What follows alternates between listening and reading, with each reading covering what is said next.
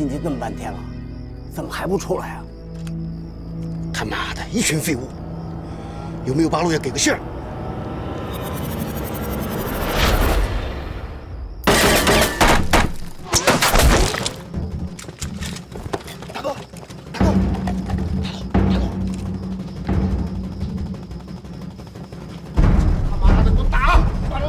山顶！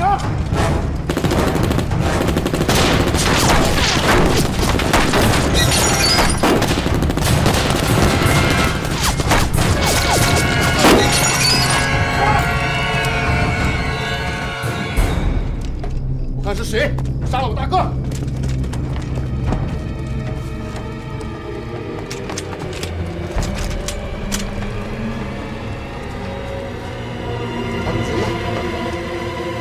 他们的人呢？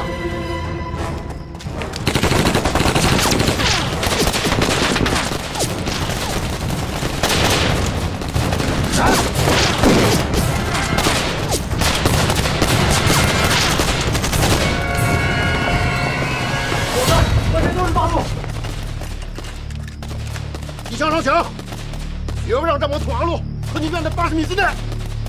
放心吧，天不让战魔土队给你走，往黑着打！是。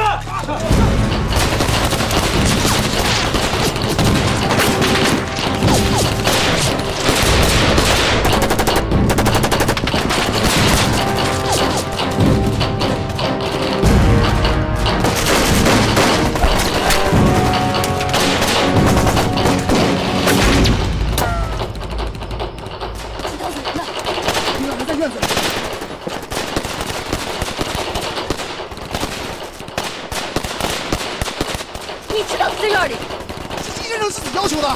他的话你也信呢？院内多么危险，你不知道吗？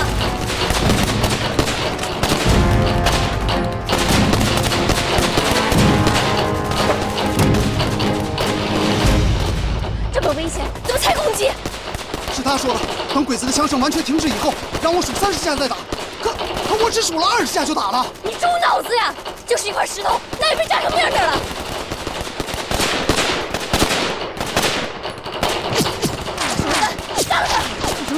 太远了，够不到！再打，他的尸体就拼不到一块儿去了，危险！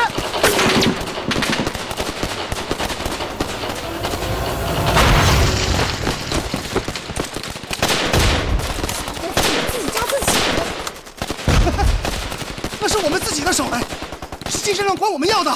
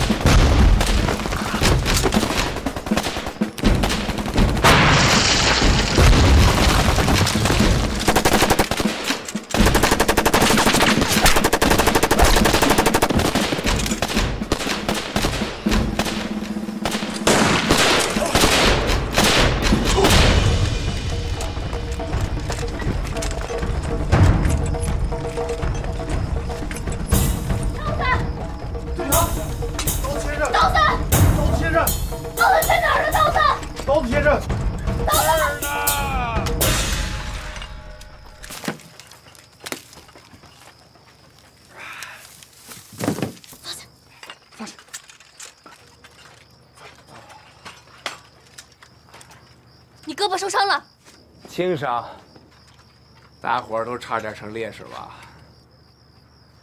我可是又主动救了你一次，啊，这回咱们俩可算是两清了吧？从今天起，咱们俩各走各的，别动不动就仗着人多绑架我。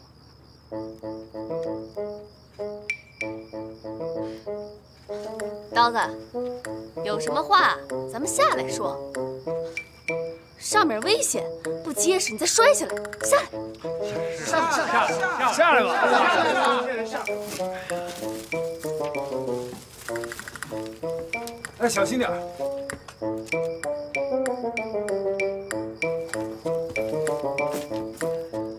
不对，我上过你们一回当吧？是不是还想仗着人多帮我绑架的呀？啊！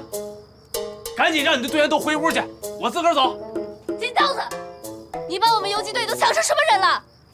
太把自己当成香饽饽了吧？啊！我们离了你都活不成了，赶紧下来，走，赶紧走！我戴金花说话算数。信你一回。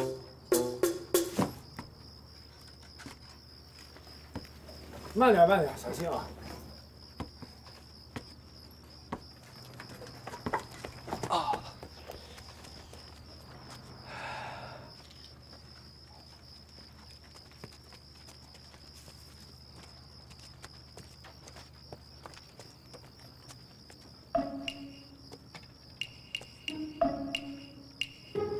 算你这次讲信用。既然一块打过仗，那就是战友了。没准哪天在战场上还碰得上。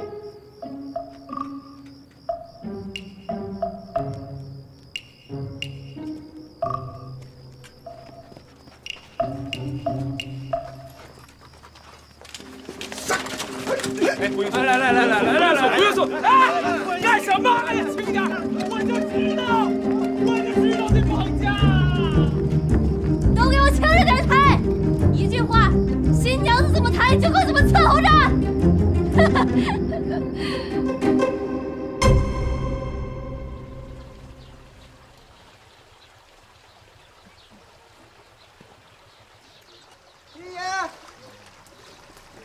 金爷，我回来了，金爷。金爷，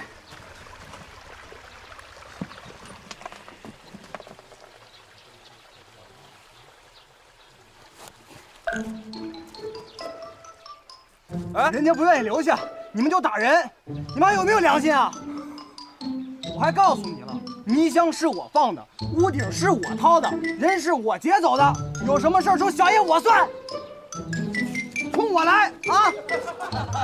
冲我来！大海，我这伤跟他们没关系。哎，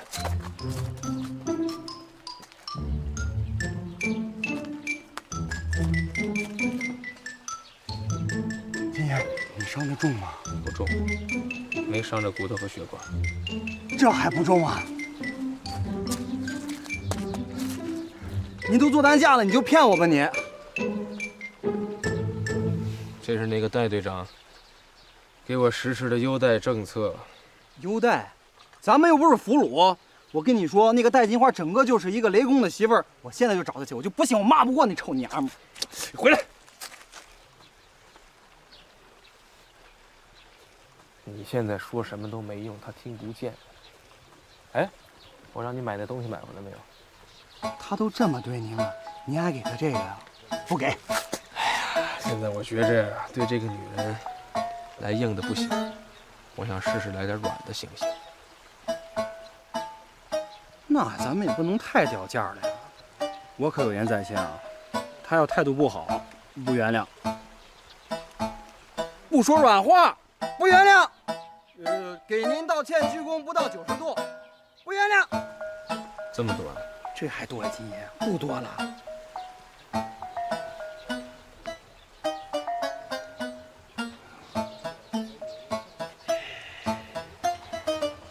就给1碗猪蹄汤，不原谅。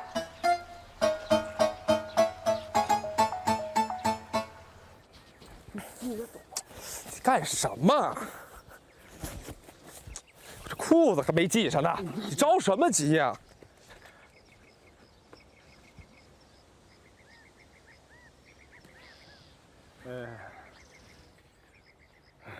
动静太大了吧？就是一场误会嘛，对吧？都散了吧，散了吧啊！李征，敬礼！礼毕。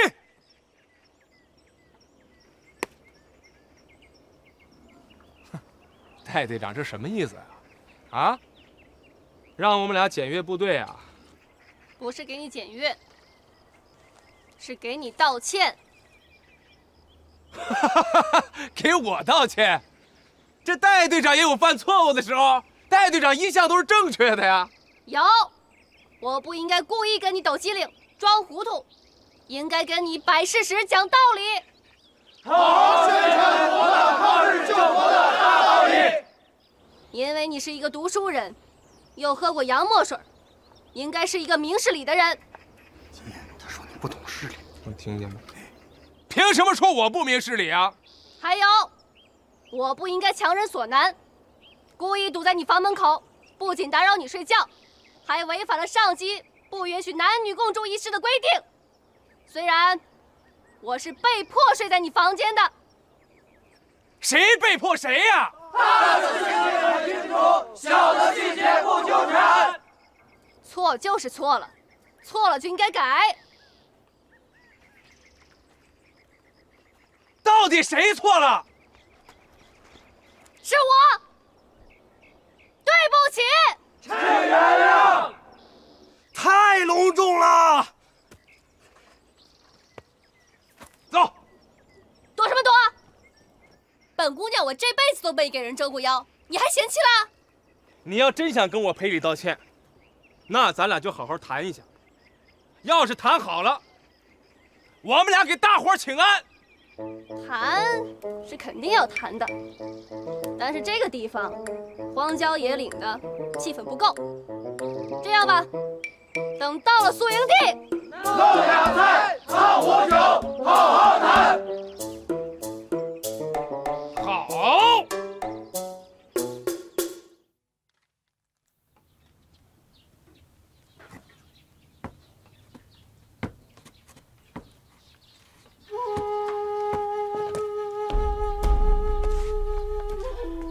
这些皇协军全是些废物，这么多人竟然被关在院子里给消灭了。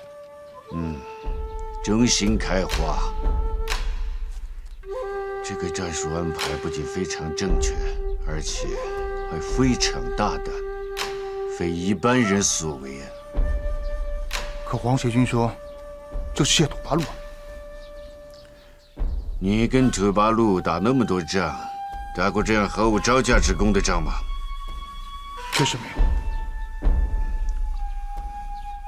地图。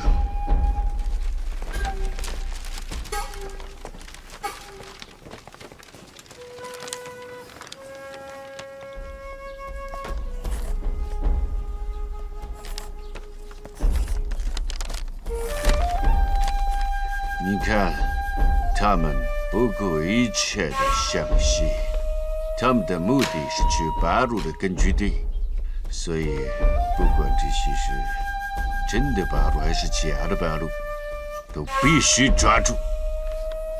嘿！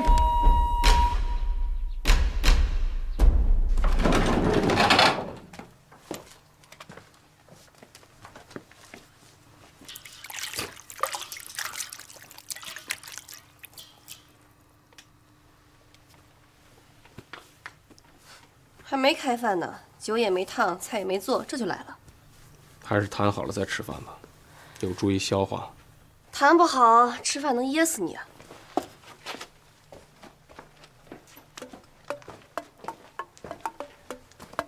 一定能谈好。买路的钱，治病的药，专治耳朵听不见。贿赂我？你的耳朵是我弄伤的，把它治好，我有这个责任。一看就是嘴不对着心说的。哎呀，我估计这个药啊，这药是真的，我也没说是假的呀，吆喝什么？上药。你这么近干什么？远点！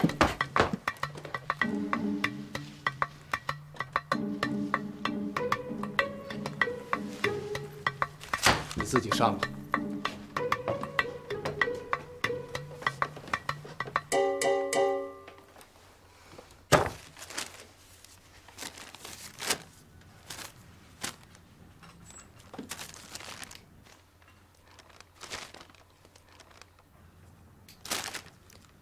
你过来，给我念念。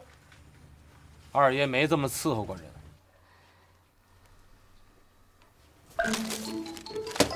那行啊，那你先回去吧，等我把这些字儿都认齐了，咱们再商量咱们的事儿啊。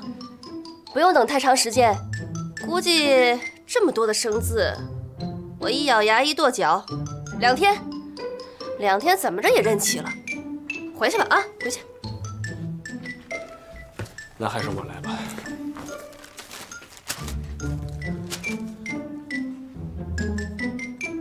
药方，耳鸣。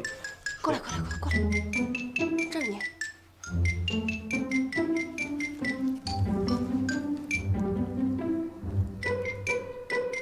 药方，来喝。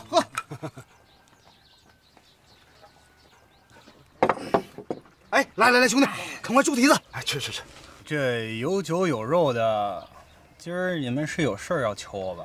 哎，你看看，跟着金先生就是有眼力。哎，金先生不敢说，至少有一点我是明白的，无事献殷勤，你们2个呀是非奸即盗。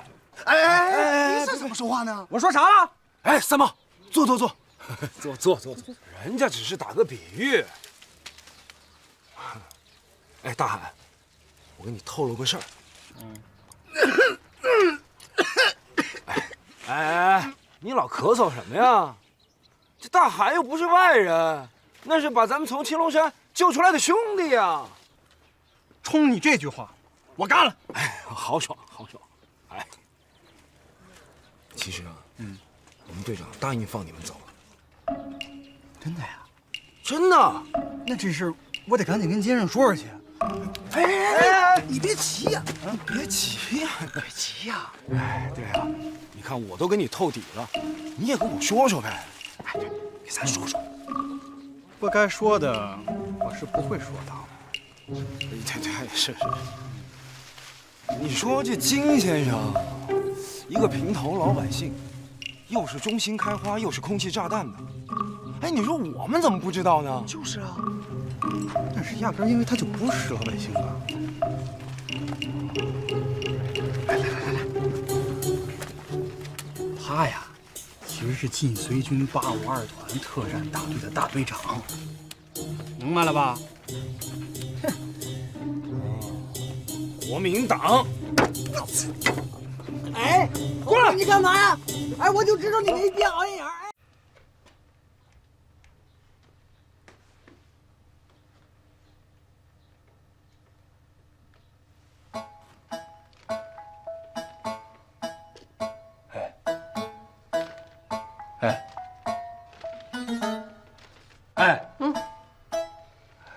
看来是好多了。现在是不是咱们可以谈一下我走的问题了？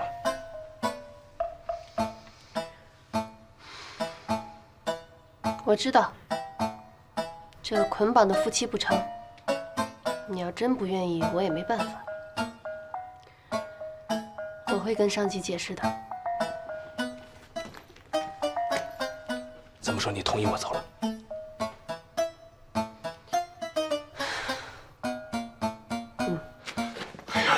太谢谢你了，戴队长！谢谢，你真是个好同志，好队长。You are amazing。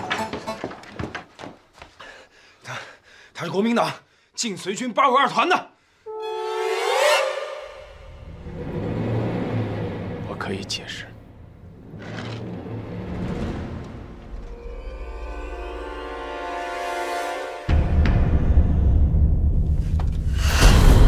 从不听国民党解释，都出去！一会儿把他抬出去就行了。队长，执行命令。是。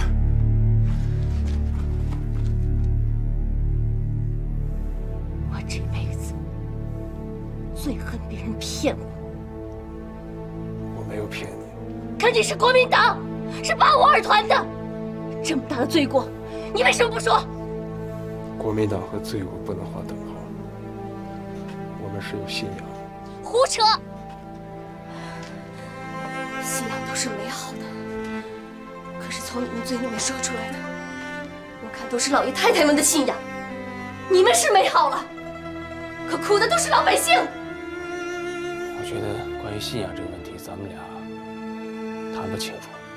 我很清楚，我们共产党被你们国民党杀了太多的人，这都是仇，还没算。戴金花跟你们852团这些王八蛋更有仇，也没算。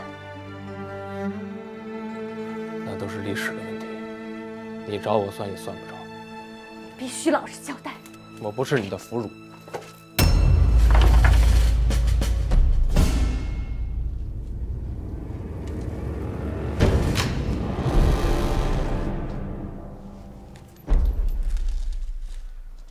用枪抓你当俘虏，我都嫌丢人。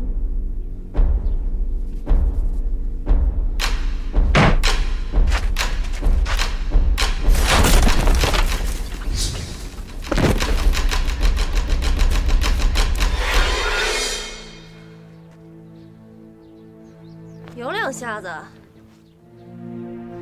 几下子我也不会跟一个女人动手。哎，耍赖是吧？哎，你看来这是要打群架呀！别动，都一边看着。还挺讲义气，像是你们共产党的做派。对待好人，对待老百姓，我们一向讲义气。对待你这样头号大坏蛋，那就是一顿抽揍。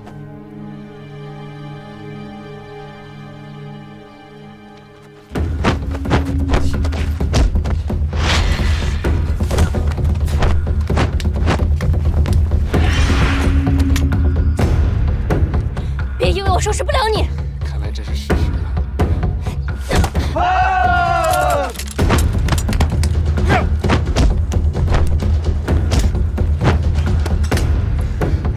算个平手行不行？不行！哎，不打了，不打了，算我输了，行了吧？你让我走吧。不行，嘴上说不算，打倒你才算。你，看来今天只有把你打倒，对不起。谁打倒谁还不一定呢。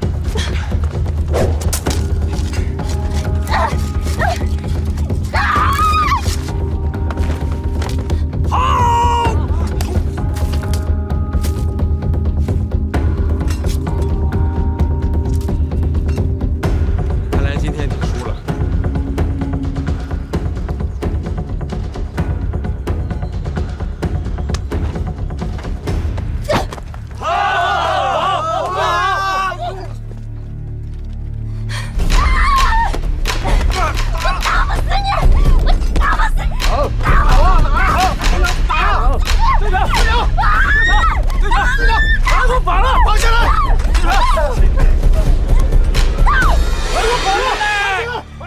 无赖！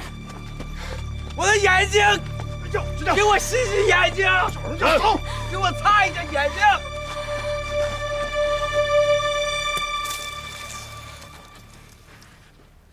能看清了吧？我早看清了，你们戴队长就是个无赖、女流氓！闭嘴！你没资格说我们队长坏话。凭什么不能说呀？他敢做还不让人说？你给我擦擦的！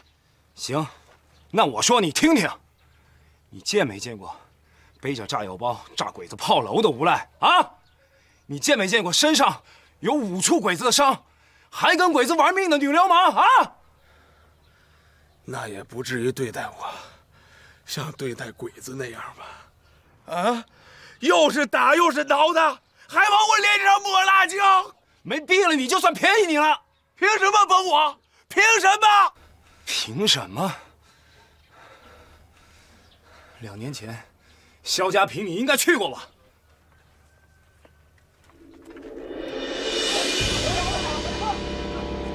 这帮穷鬼，敢分我肖家的粮！放心，我来帮你出这口恶气。团座，团座，杀战俘的罪名已经不小了，我们不能再杀伤员了。杀共产党人是必须的，因为他们始终是蒋委员长和我萧百川的天敌。预备！我们是军人，军人起码应该遵守自己的职业操守和尊严，否则和刽子手有什么区别？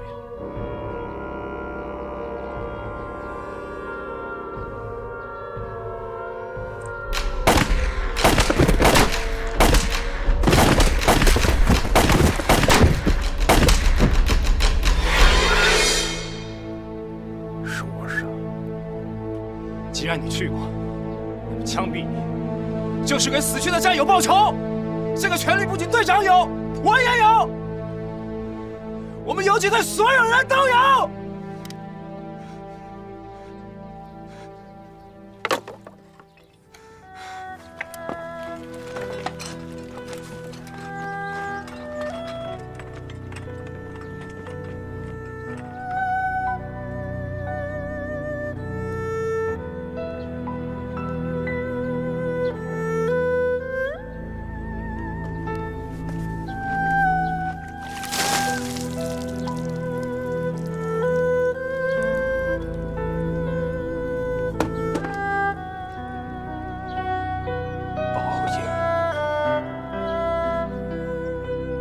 说了，留得青山在，不怕没柴烧。说给部队留点准，必须撤！队长，撤！快撤！党代表，快撤！快撤！快撤！党代表，你还好吗？很久没这么跟你唠嗑了，我这心里有点不踏实。你给我出个主意吧，我听你的。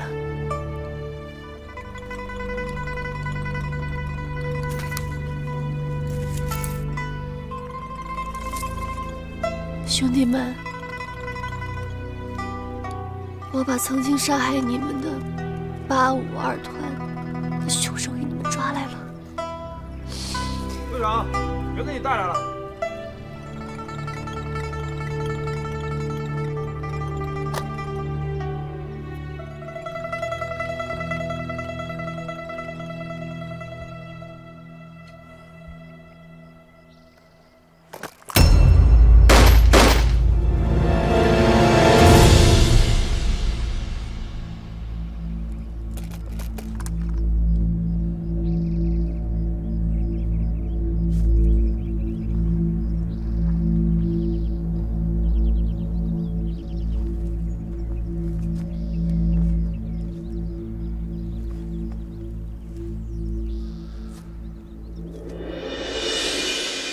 这什么意思？你不杀我报仇了？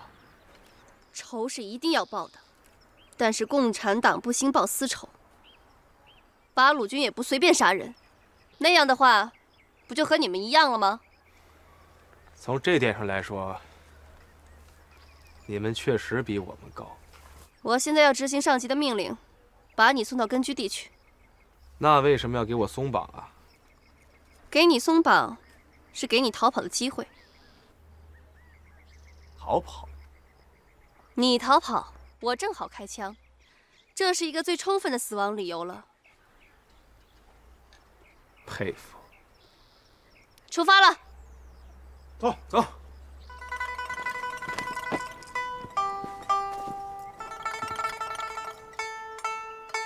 兄弟们，对不起你们了。党代表，我听你的了。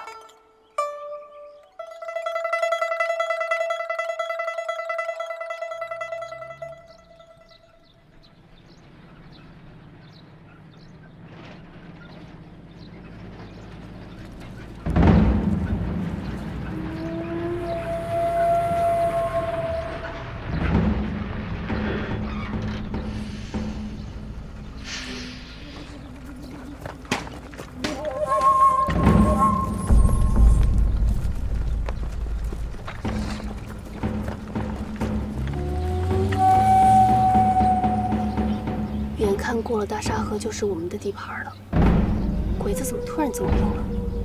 就晚了这一步啊！晚一步，步步晚的。哎，咱们换一个渡口过去不就完了吗？就算是再换一个渡口，桥和船也还是像我们现在所看到的一样，被鬼子给控制着。你的意思？ 咱们被鬼子包了饺子了。反正跟在我们后面的鬼子不一般，回去研究研究再说。撤！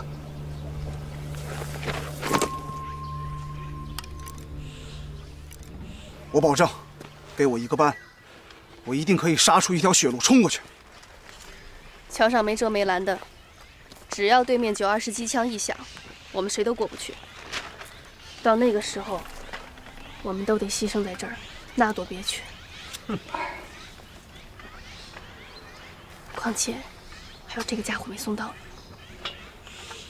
你说鬼子怎么知道我们要过大沙河的？会不会有奸细？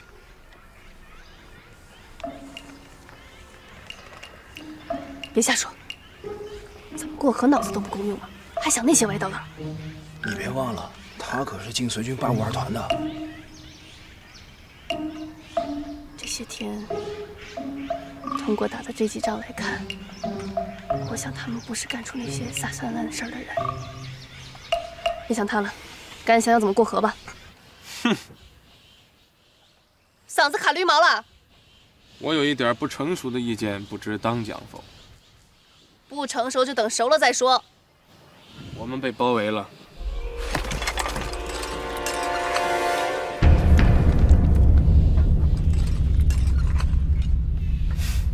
即将。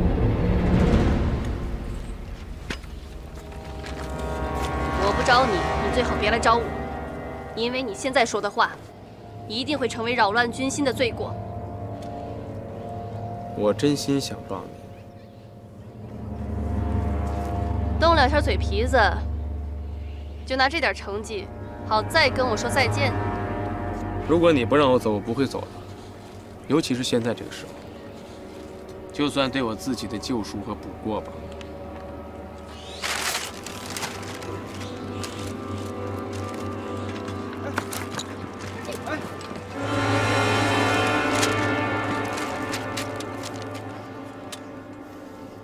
你们的行动意图太明显了，一直往西是吧？看看地图，啊，这么一条大直路，连个弯都没有。鬼子看得明白？太明白了。鬼子军官都是军校出来的，看地图是他们的基础知识。也就是说，你们的想法他们很容易猜到。鬼子会派先头部队来，先占据大沙河的渡口，然后他们的后续部队。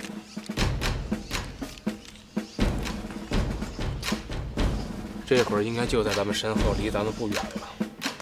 说办法。办法很简单，只要大家不过河，一切困难迎刃而解。我当是什么好办法呢？憋了半天就憋出这么个破办法来呀！我告诉你，过河是命令，而且是无条件完成的命令。命令？命令是死的，人是活的。这是死命令，那也得靠活着的人来执行吧。如果大家都死了，那还执行个屁呀！明知不可为而为之，匹夫之勇。是明知山有虎，偏向虎山行。打仗可不是靠嘴，要靠脑子，要靠实力。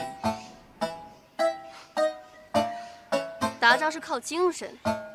当初连一块桥板都没有的大渡河铁索桥，你们国民党一个营的兵力，机枪10几挺，我们不照样过去了？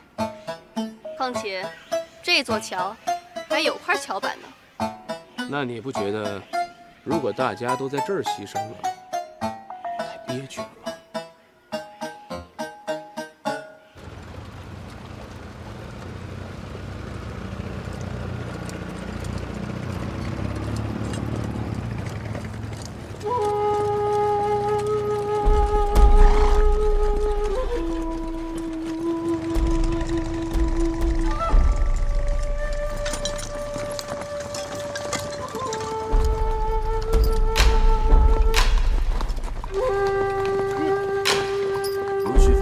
马过大沙河的命令传达到了没有？已经通知到了，但没有发现那只骨头。既然是守株待兔，那就要有耐心。不过，我们这些赶兔子的人可要快一点了。明白。加快速度。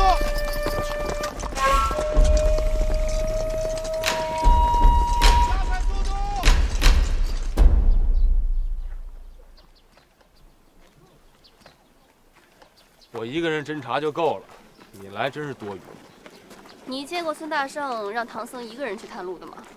真想让我当你师傅呀？哪儿那么多废话？还是不信任我呀？怕我跑了？那我相信你一定跑不过子弹。哎，我看着咱俩这样，也不像是小夫妻呀。是不太像。不像。这样就像了。哎，你耍流氓啊你！你耍流氓！谁流氓了？你说咱俩这样不像夫妻的，这搂着不就显着恩爱了吗？再恩爱也不像你们城里人那么亲昵。好，我不跟你辩论行了吧？还是想想咱俩怎么走吧。照这个速度，天黑都到不了。白龙马来了。白龙马？嗯。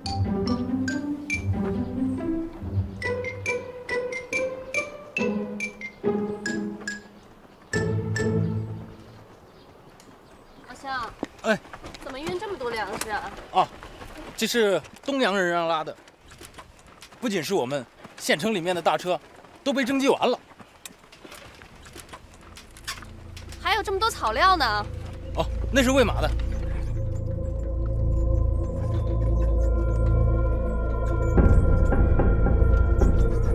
哎，你不是说侦查吗？睡着了？侦查完了。什么都没看呢，就侦查完了？什么都看见了。现在咱们俩得下车回去。下车？现在下车，鬼子都盯着呢。咱们要是真的过去再出来，可就麻烦了。就这，站这。王军，给我出一个。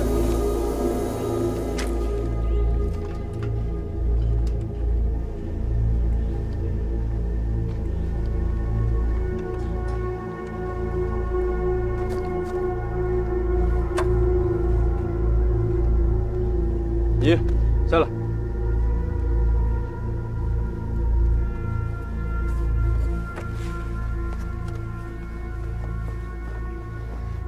你也是车把式？我不是。是农夫？也不是，我是村里教书的。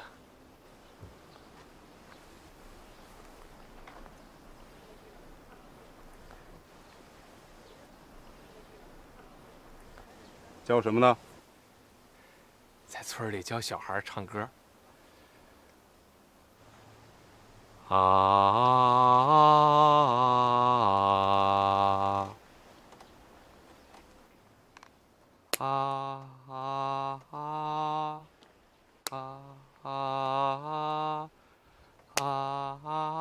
行了行了，你呢？啊，这是我媳妇儿。你们去城里干什么？二他大爷，你就这么走了？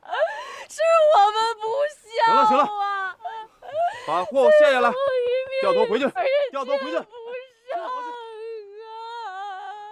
哭着一嗓子吓死我！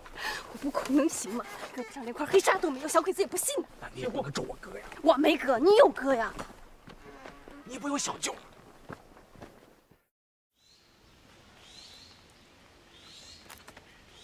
封锁这座桥不重要，重要的是鬼子大量的调集粮草。他们应该是准备大扫荡了。我怎么没看出来？仅仅是因为鬼子运粮了？秘密运粮不奇怪，奇怪的是这个，粮食都是大米。没错啊，小鬼子就是爱吃这种米饭坨坨。不，只有鬼子的主力部队才会吃大米。其次，就是车上的粮草。咱们刚才也看见了，对面的鬼子身边并没有马。所以我想，这些草料应该是给鬼子的骑兵部队，或者是他们的重炮辎重部队的马匹准备的。你们想想，就咱们这点小股部队，鬼子至于花费这么大的成本，对咱们重重围剿吗？这买卖不划算，顶多是个搂草打兔子。没错，如果我没有计算错的话。鬼子这回对你们根据地的围剿规模，大概在2个师团左右。直接说人数。万人以上。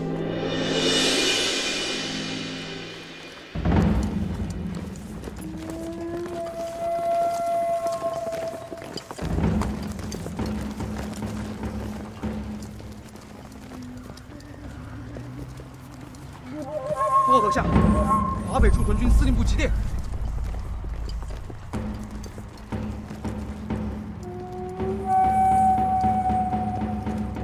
命令部队停止前进。我们的行动已经纳入到冈村宁次将军亲自指挥的对共产党根据地的铁壁合围大清剿行动中。我们有5万多精兵，别说是人，就是一只兔子也不可能活着漏掉。嗨。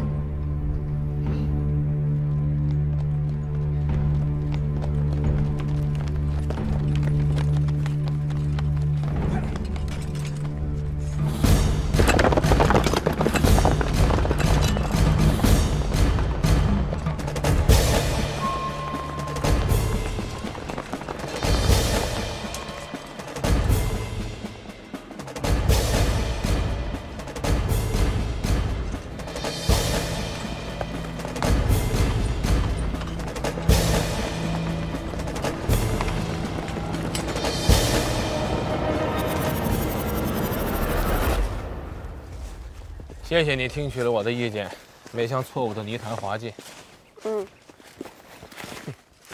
咱们又躲过了鬼子的陷阱，避免了一次重大的损失。你看着好像不太高兴啊。你烦不烦？我烦什么呀？我又指挥了一场胜仗，我很高兴。看你嘚瑟样，算咱俩指挥的行了吧？哎，我说你这个人怎么这么小心眼儿啊？通知部队，停止前进。你要干什么？我得好好想想。你不用想了，我都已经替你想好了。还有你不该想的归我自己想的，明白吗？理智是正确判断的前提。再啰嗦一句，我把你绑起来。只给你5分钟考虑时间。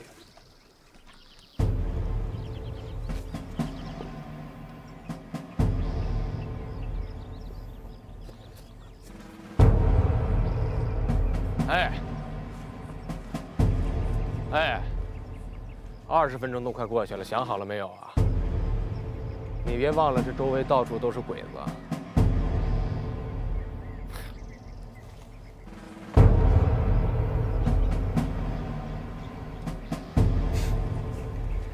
有的时候，一个人对自己正确的判断有一丝怀疑很正常，没什么大不了的。还好你不一样，因为你有我。 我得回去。什么？不，你现在是对我的判断和分析产生怀疑了吗？正是因为我非常相信你的判断和你对鬼子下一步行动的分析，所以我得回去。这话听起来好像有点矛盾啊。不矛盾，我得把这个重要的情报告诉根据地的首长。是个好主意，想法没错。但是你想过没有，你怎么去报这个信儿？靠这2条腿吗？ 就算你找一匹马，4条腿也跑不过鬼子的汽车吧？那也得跑啊！不，我觉得你不够冷静。咱们都什么时候了？你家房子被烧了，你能冷静吗？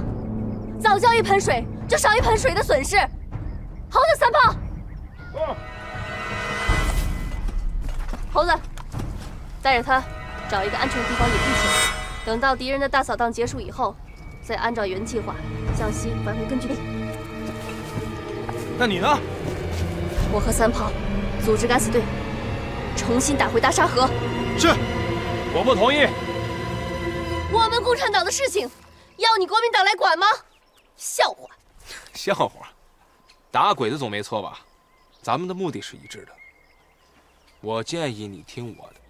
我是指挥员，干部。干部？就是村长。别胡说八道，干部。 就是你们所说的长官。啊，那我请求这位长官跟我坐下来，好好理智的、冷静的谈一下。来，为为什么一定要坐着呢？都什么时候了还坐着？穷讲究！站起来！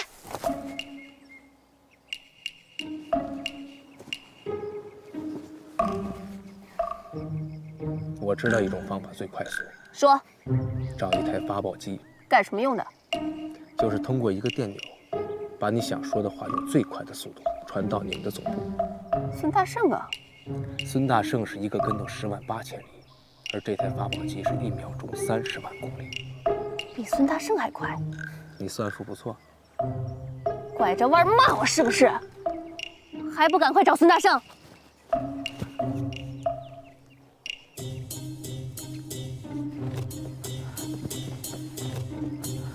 发报机长什么样？看了你就知道了。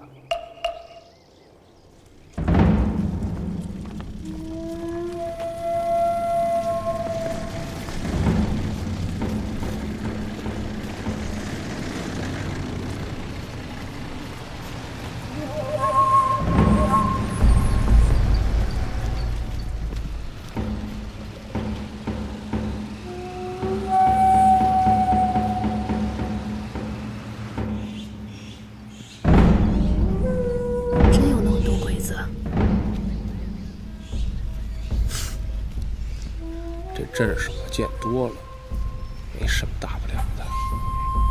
这阵势你们国军是见多了，但都是由后脊梁和后脑勺看见的吧？我再警告你一次，不准再叫我国军。我也再警告你一次，我要看见的不是小鬼子，是发报机。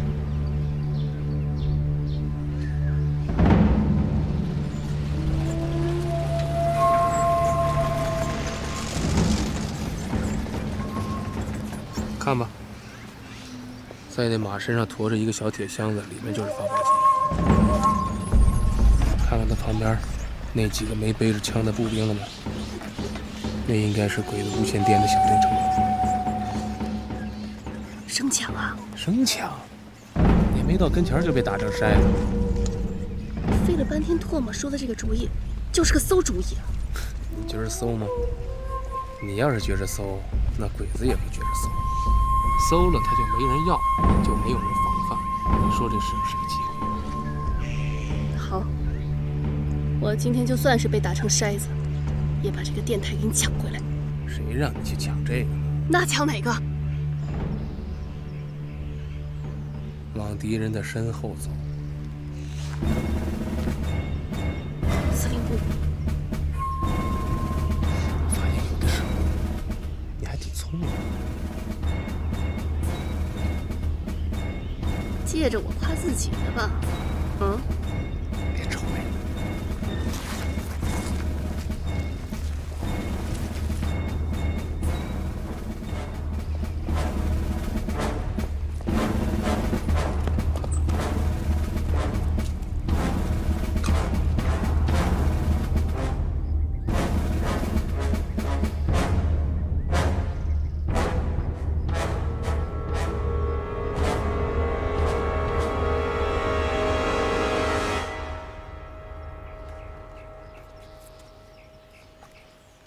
往那儿看，那两根金丝就是你说的天线呐？那不是金丝，是铜丝。抬杠，重点怎么不说呀？你也没问我呀。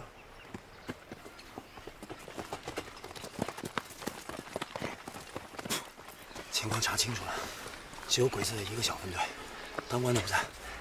我刚才去厨房闻了一下，不光有米饭，还有馒头。那看来他们不是鬼子的围剿部队。管他是不是，电台对了就行了。通知下去，准备动手。不能开枪，只要枪声一响，10分钟之内，咱们就得被鬼子给包围了。我说你能不能快点？一句话的事儿，报告首长5万人大扫荡，不就行了吗？快点！你知道你们首长电台的频率、波长、呼号、密码是多少吗？不知道。那怎么快呀？那得一个一个调，一个一个试。你当是飞鸽传书呢？那你告诉我，我去弄。那也得我亲自去。我这不是怕你有危险吗？万一你有点小意外，受点伤，我不好向上级交代呀。我谢谢你了。看来你还是对我不信任呢。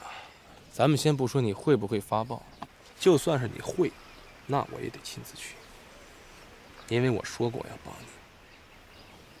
至少我还是一个中国军人。你要多长时间？从接触电台到撤出来，不能少于10分钟，否则咱们这件事就干不成。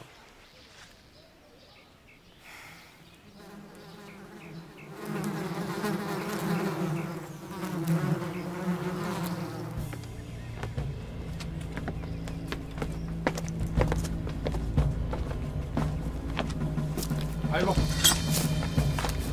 아이고.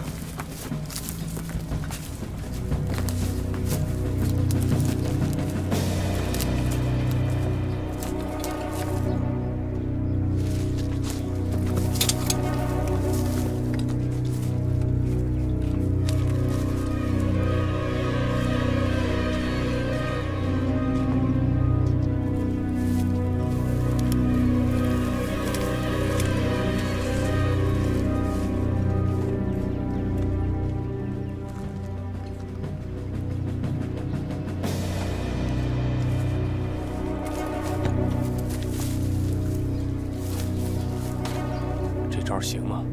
我不行，就你行是吧？看来我真得给你上上政治课，让你知道什么是全民皆兵，什么是草树皆兵。是草木皆兵。树不是木啊，什么草啊、树啊、木啊都可以是兵，为什么大马蜂不可以？在我看来，全是好兵。我还是有点担心。我还担心你呢。就你说的话，鬼子能听懂吗？ご苦労様。 今何時ですか？听懂了吗？反正跟鬼子叫唤是一个动静。听着呢。游戏，开始吧。你俩去准备去。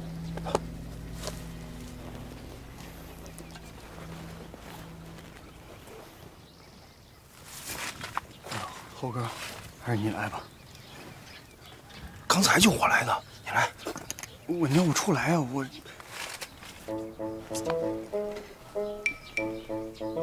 看人家尿得出来，那你来。我尿。孩子，我给你吹口哨啊。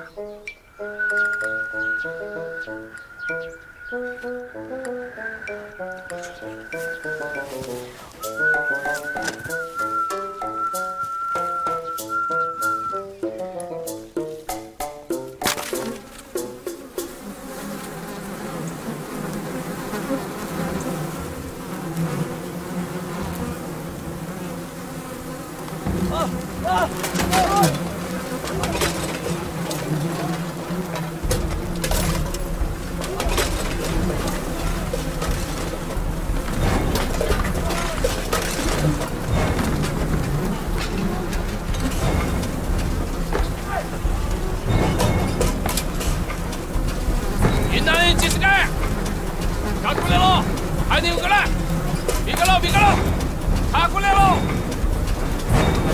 别个了，打过来了，还得有个来，别个了，别个了，打过来了，别个了，云南人几十个，打过来了，还得有个来，别个了，别个了，打过来了。 别个喽！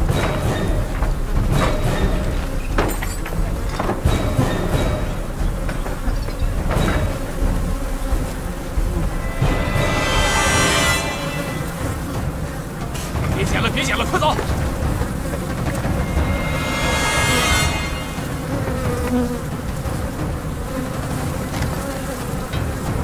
云南人几十个，打过来了，还得有个来，别个喽，别个喽！ 打过来喽！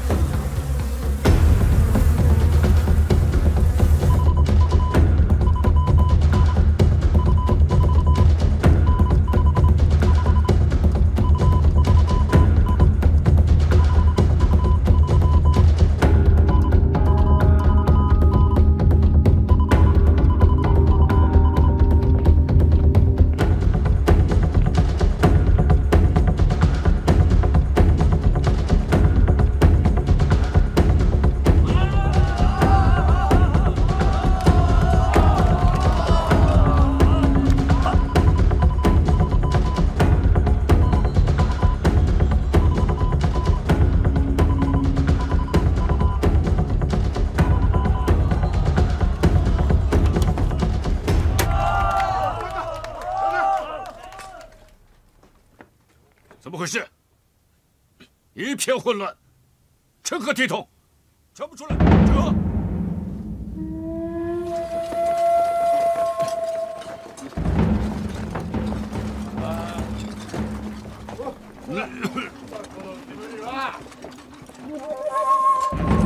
你们谁能告诉我这烟是从哪里来的？我就敢把东安城变成第2个南京。有点烟就把你们一个一个弄成这个样子。作为军人，你们不感到羞耻吗？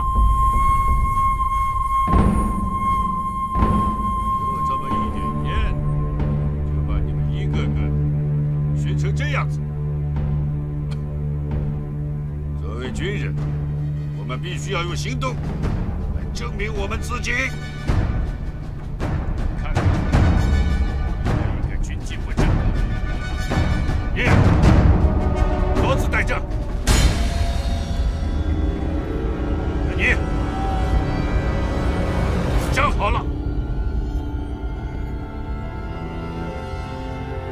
像你们这个样子，还怎么打胜仗？这一天终于让我等到了。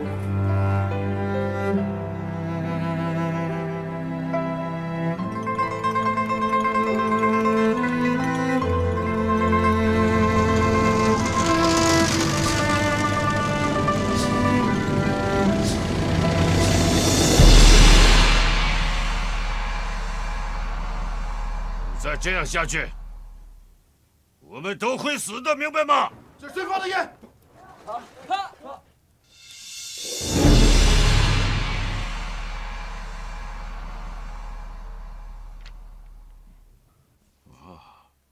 他很勇敢。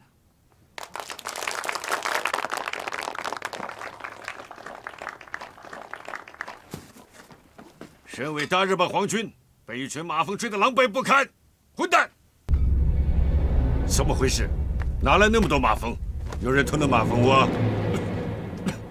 我们住下来的时候都检查过了，没有发现。是吧？不，这是从前吃饭的地方发现的。月八路。除了刚才那个卫生兵，这人全都在。那个卫士兵，你们谁认识？他不是连队巡防吗？把他给我抓回来！嘿，出发！快！快！快！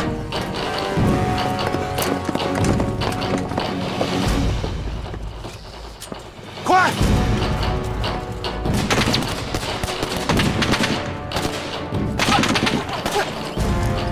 快快快！走！队长，秦先生他，你们俩带着他，赶紧往丁家村撤，那有咱们的堡垒村，不许下地道。是是。你们俩掩护他们。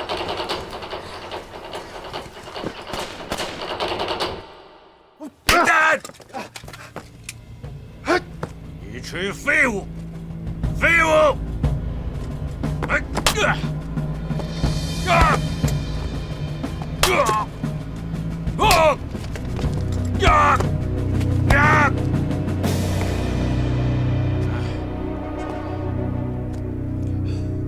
那个人到哪儿了？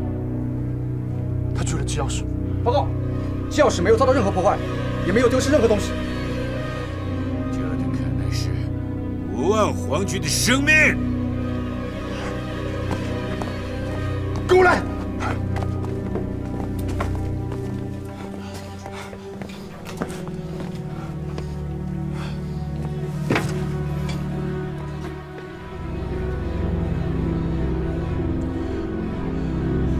这是我们用的频率和波长吗？不是，刚才马蜂追击我们的时候，不是这样的波长和频率。那这频率和波长是给谁发的报？ 500千赫兹，是国际通用的求救信号频率，谁都可以收到。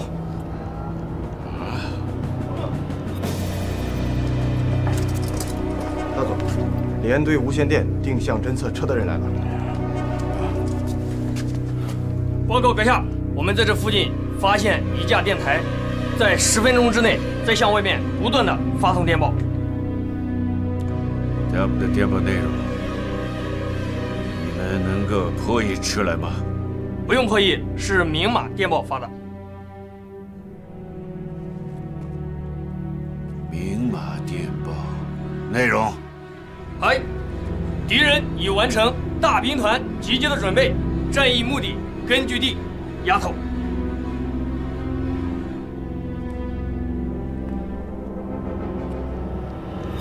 丫头，这个丫头用明码电报发过来的情报，正好佐证了我们地下党送过来的情报。看来，鬼子确实是要对我根据地进行大规模的扫荡。就是数字上有些差异，丫头说是5万，可我们得到的情报是3万。鬼子的兵力已经明显不足，哪有5万呢？啊，那是虚张声势，其实只有3万。好，通知各部队迅速转移。好嘞，收拾下，马上准备转移。哎，刘三妈，哎，这个丫头找到了没有？查到了，是一名女游击队长，名字叫戴金花。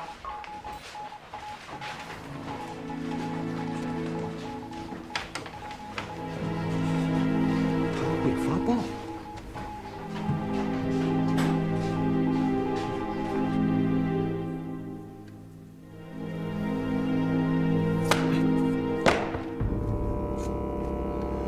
正是由于你的愚蠢和失职，让八路在我们眼皮子底下用我们的电台发出这么重要的情报，备之无能。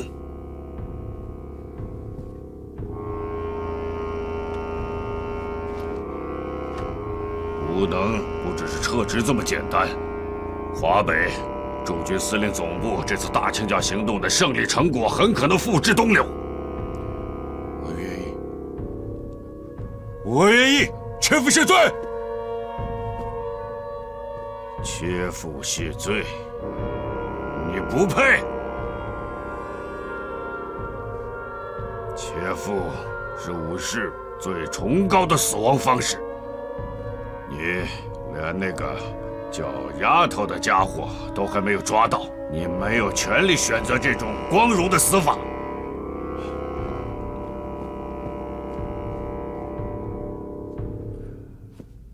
作为天皇陛下的军人，我知道你不畏惧死亡，但是也不能白白的死去，必须让他们也要付出沉重的代价。将军阁下，我明白了。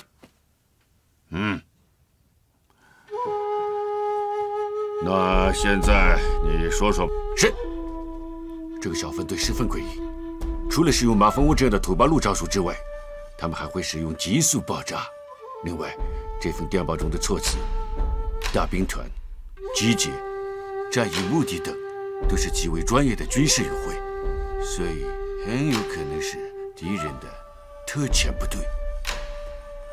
绝不能容忍这支队伍在我们的地盘上多存活1天。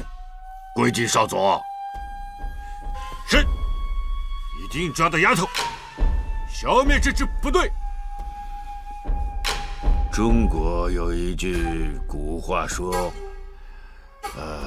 卧榻之侧，岂容他人酣睡。”在这个地方，在整个华北，在整个支那，都是大日本的卧榻。